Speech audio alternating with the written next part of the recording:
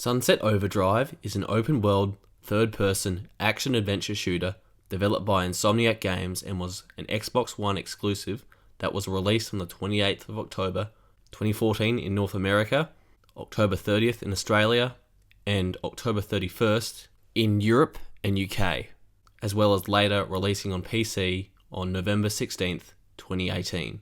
It received positive reviews from critics, but sales-wise, it looks like it only just broke even, with their reported profit only being $567 USD from the Insomniac Games leak.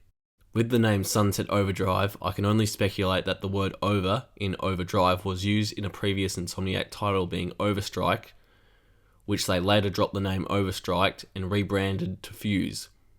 Overstrike, just like Sunset Overdrive, used quite a colourful palette and seemed to have a fun, light tone to it, before changing the game to Fuse, which had a darker, more serious tone to the game. Using an idea that was scrapped from a previous title to be used in a later title seems to me that Insomniac had more freedom when making Sunset Overdrive and wanted to make the game their own with their signature Insomniac style without certain restrictions, whether that was them working with their publisher at the time being EA or focus testing for the game.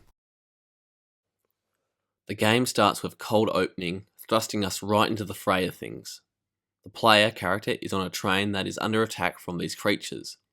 You get off the train and the tutorial level starts, where you have to make it back to your apartment without dying. When you make it back, we get the opening credits to the game before jumping back 3 hours before the inciting incident. Sunset Overdrive sees us in Sunset City with the launch of a new energy drink, Overcharge.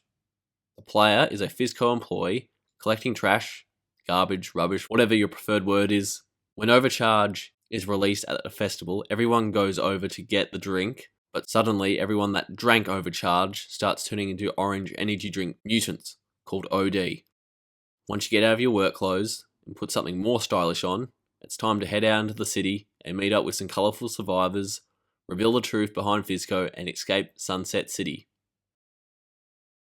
Unlike Insomniac's previous known output with a majority of their games being PlayStation exclusives, such as Spyro, the Ratchet & Clank series, and most recently, Marvel's Spider-Man. While Sunset Overdrive is both on Xbox One and PC, despite being acquired by Sony in 2019, Insomniac still owns the IP for Sunset Overdrive. With the Insomniac Games leak that happened at the end of 2023, with all their upcoming projects being leaked, it seemed unlikely that we would get another sequel or another game in the series anytime soon, especially because one of the projects did allegedly happen to be Sunset Overdrive 2. The open world of Sunset City is like a playground for the player. You can pretty much bounce on anything, even things that you wouldn't think if you could bounce on, like cars. You can grind on rails, telephone poles, and edges of buildings. Whilst grinding, you can zip underneath lines with your crowbar. Sunset Overdrive feels like a mashup of different types of games. You have the fluidity and movement of the Spider-Man games, and the ability to grind on rails like Jet Set Radio, and the creative arsenal like Ratchet & Clank.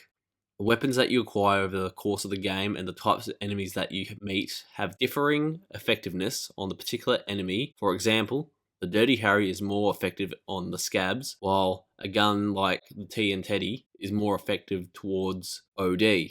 When switching between the weapons in Sunset Overdrive, it is similar to previous Ratchet & Clank games, where a weapon wheel pops up and slows down time. Only in Ratchet & Clank does the weapon wheel actually pause the game. Between the story missions, there are also tower defense style sections where Floyd sets up bases around the city so he can cook up amps for you. The only problem is where the defense word comes in. Vats are full of overcharge that OD crave. You are given traps to help you defend the vats, like spinning blades, springboards, and pyrotechnics, just to name a few. In Sunset City, there are many activities to do outside of the main story, such as side missions, traversal challenges, and high score challenges. Doing these activities nabs you overcharge, which can be used to buy weapons and collectible whereabouts from Two Hat Jack. The collectibles that are scattered all over the map include toilet paper, stinky shoes, security cameras, as well as fizzy balloons. These collectibles can be used to make amps.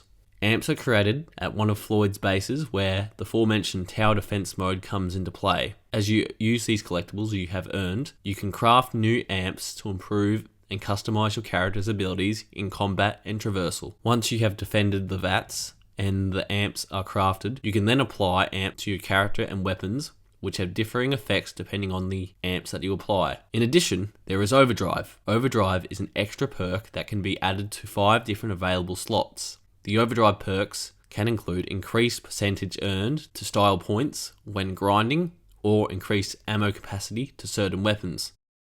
There is also a style meter in the shape of a lightning bolt at the top of the right corner, which has 4 different levels. Doing stylish tricks like grinding and engaging in combat nabs you style points, which increases the style meter.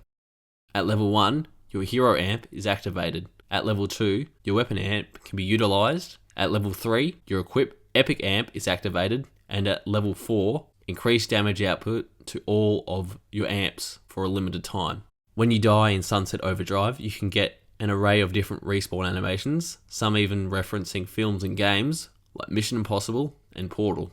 There are a handful of acrobatic moves from Sunset Overdrive like wall running, pole swinging, and gliding on water, which I can only imagine was inspired and later used in the Marvel's Spider-Man games.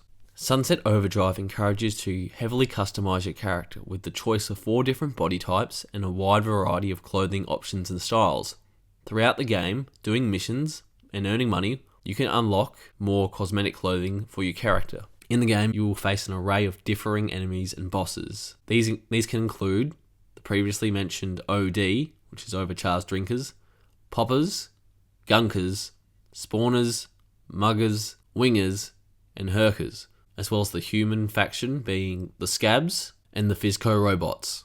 The music of Sunset Overdrive consists of many rock tracks that set the tone of the game very well and gets your blood pumping whenever there is action to be had, with We're Gonna Have a Party by Dan Sartain, hopefully I'm pronouncing that right, being a personal favourite, as well as Folding Socks by Meat Market, Alright Okay by Boats, and More Action by Cheap Time. There is also 2 DLC campaigns called Mooly Rig and Dawn of the Rise of the Fallen Machines that I have yet to try out, as well as the multiplayer mode Chaos Squad. There was also a series that you could watch in-game and on YouTube, which was called Sunset TV, which finished up in April of 2015. From the open world to the stylish and acrobatic movement system of Sunset Overdrive, you can see why Insomniac Games has chosen to create a game like Marvel's Spider-Man. It's a bit of a shame that we may never see a project like Sunset Overdrive from Insomniac, as it seems that they have their hands full with upcoming Marvel titles like Wolverine. But at least we got a game like this from the company. And with all that said, I think that Sunset Overdrive is an amazing game that is filled to the brim with fun and creative ideas that may not always land on their feet, but is a chaotic joyride for the ages. Thanks for watching.